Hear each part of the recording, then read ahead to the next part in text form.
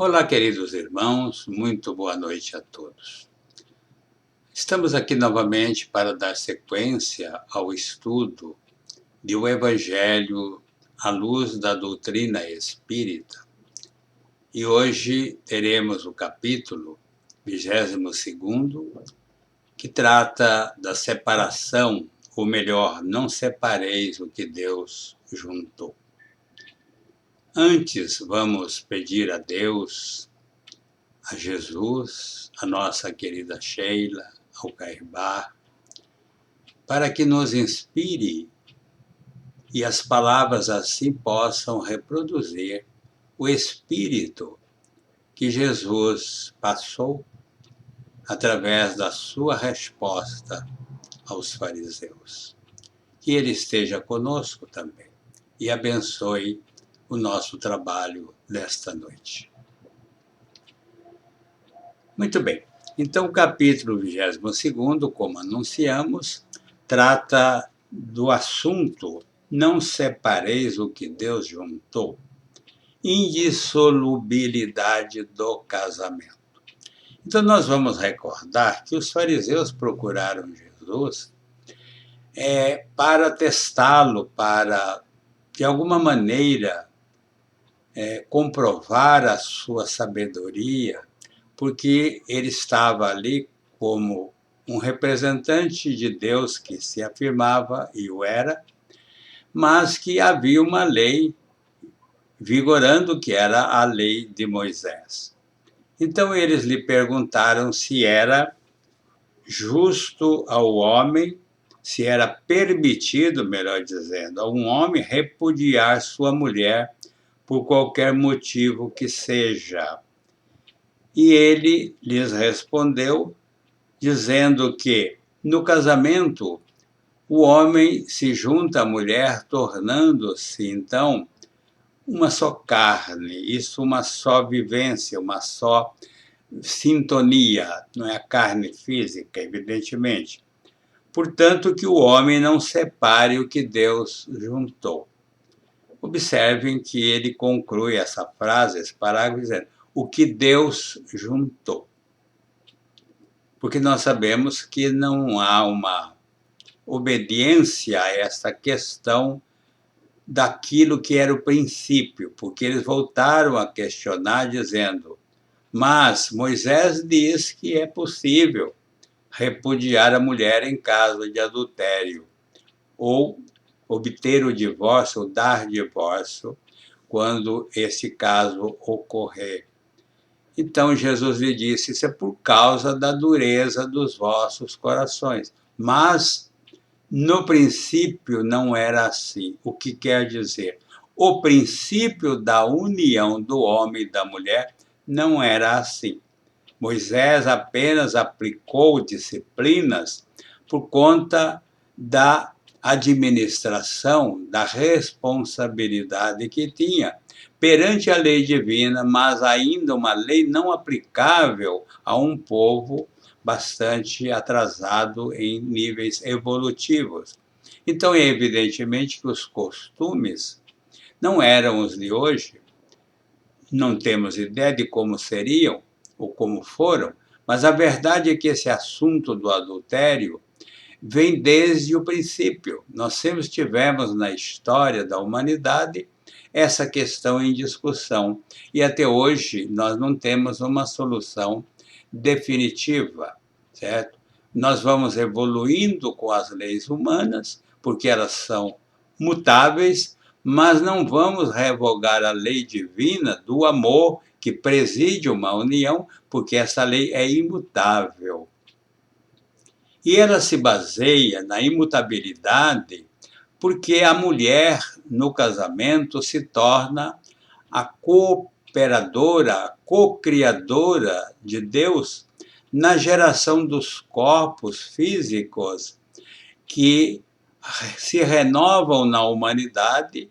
Quando foi dito, crescei e multiplicai-vos, era esta ordem divina, era esta lei divina que só pode ser possível entre a união de dois seres de sexos opostos.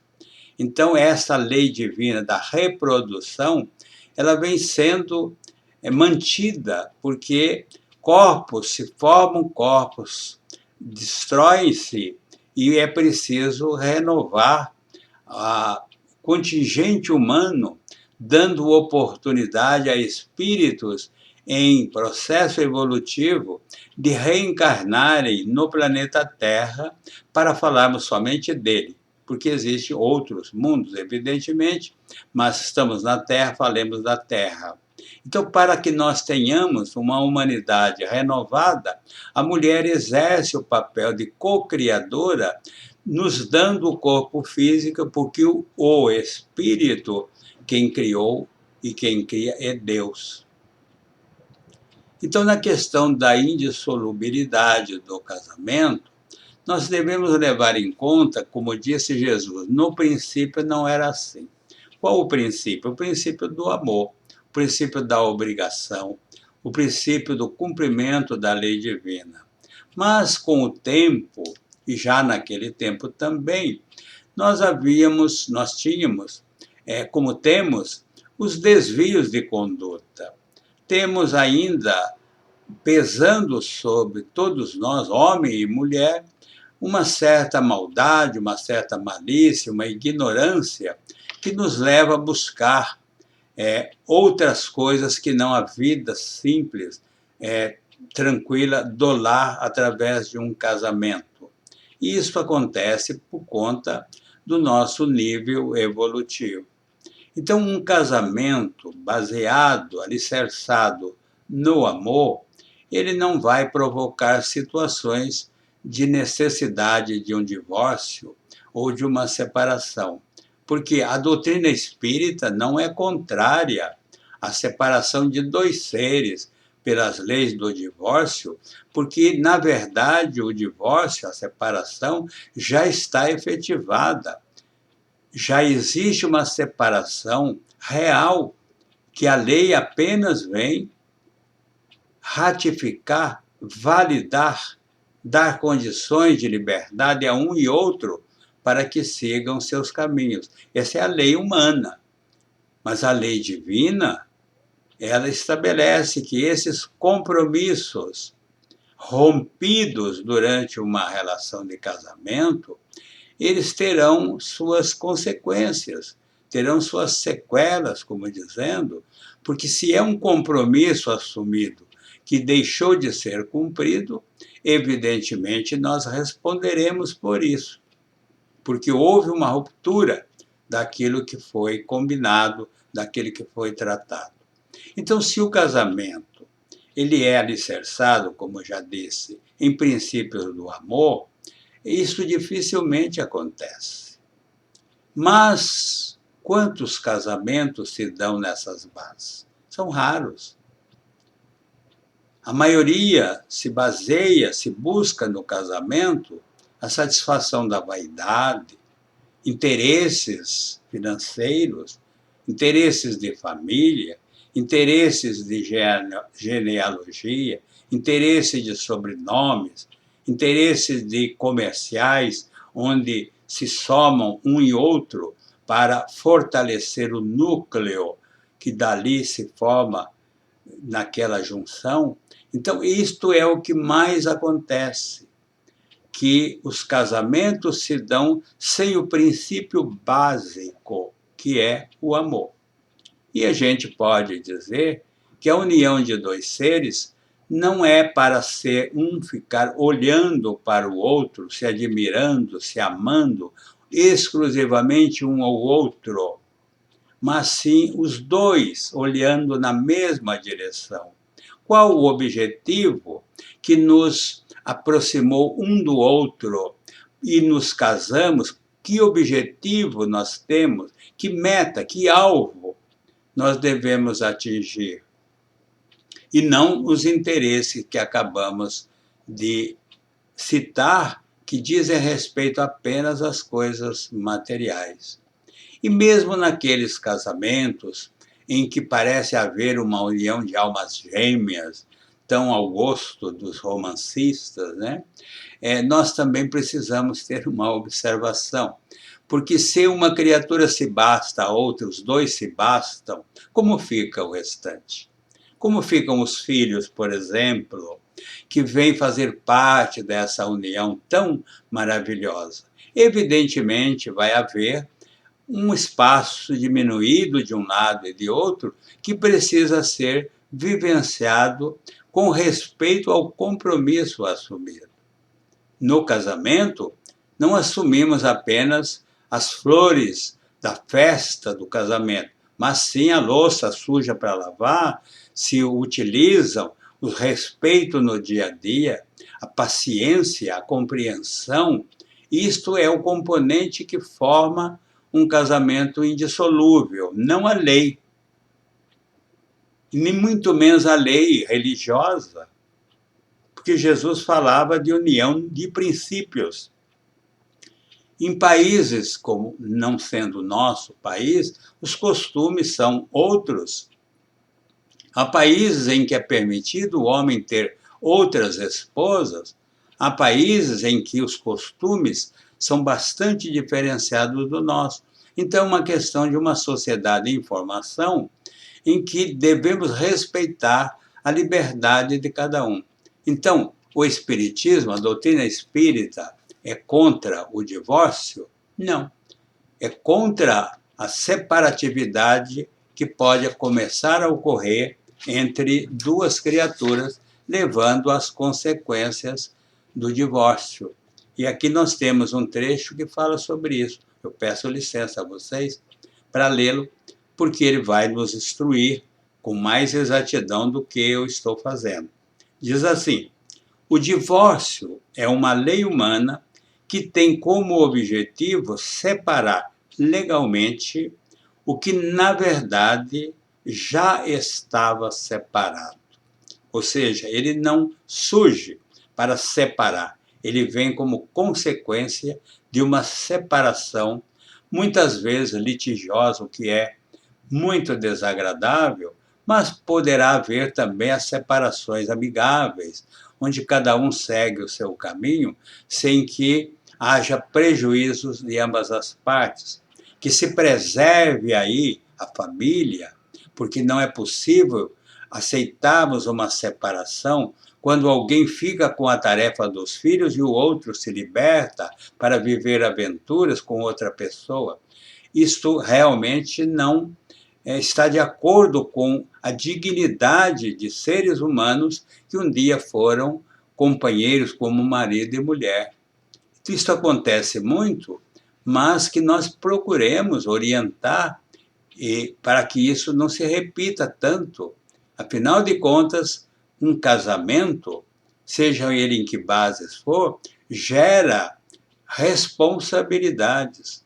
Não é justo que alguém abandone a sua parte, sobrecarregando aquele que ficou, muitas vezes, com prejuízos em todos os sentidos e ainda com o dever de criar e educar os filhos com pais ausentes ou mães ausentes. Mas então, ele diz assim: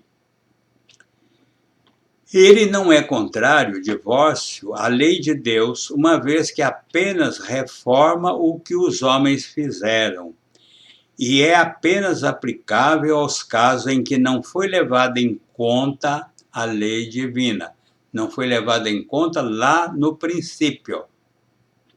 Essa lei divina não foi devidamente respeitada, considerada, inclusa no processo do casamento. Como dissemos, pensa-se em tudo. Pensa-se nas festas, no impacto que vai se causar com aquele casamento, na satisfação de vaidades, mas pouca atenção é dada à questão da lei divina, que é a que deve estar em primeiro lugar. Se fosse contrário o Espiritismo a essa lei, a própria Igreja, que prega a indissolubilidade do casamento, seria forçada a olhar como prevaricadores, como faltosos, entre seus líderes que, por sua autoridade em nome da religião, declaram que vocês estão unidos em casamento até que a morte os separe. Essa afirmativa é bastante, digamos assim, incompreensível.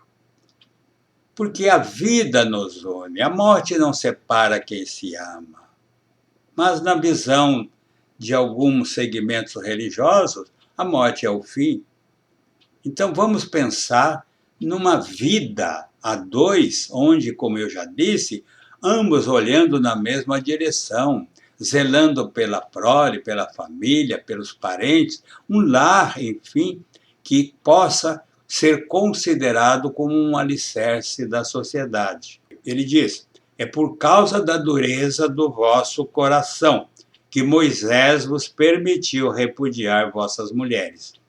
O que significa que desde o tempo de Moisés, não sendo o objetivo único, a separação podia tornar-se necessária. Mas, acrescenta ele, não foi assim desde o princípio. Isto é, na origem da humanidade, quando os homens ainda não estavam pervertidos pelo egoísmo e pelo orgulho, e que viviam conforme a lei de Deus, as uniões baseadas na simpatia e não na vaidade ou na ambição não davam espaço ao repúdio. Então, queridos irmãos, o capítulo 22, ele nos propõe uma reflexão, porque na atualidade nós estamos assistindo um movimento de libertação por parte das mulheres, o que é de direito. Já é chegado o tempo de ela exercer os seus direitos como mulher, porque é um espírito que assumiu um corpo feminino, não é diferente daquele que assumiu um corpo masculino. Então, que no casamento exista essa reciprocidade, não somente de sexo, mas na reciprocidade das responsabilidades. E daí não haverá brechas para as separações que se dão e que depois o divórcio vem sacramentar, vem oficializar pelas leis humanas. Então, que nós busquemos, que todos busquem no casamento uma vivência de paz, uma vivência produtiva, responsável, em tudo que diga respeito ao casamento e à sua indissolubilidade, porque ninguém separa realmente o que Deus juntou. Que Jesus nos abençoe e fique conosco sempre. Boa noite.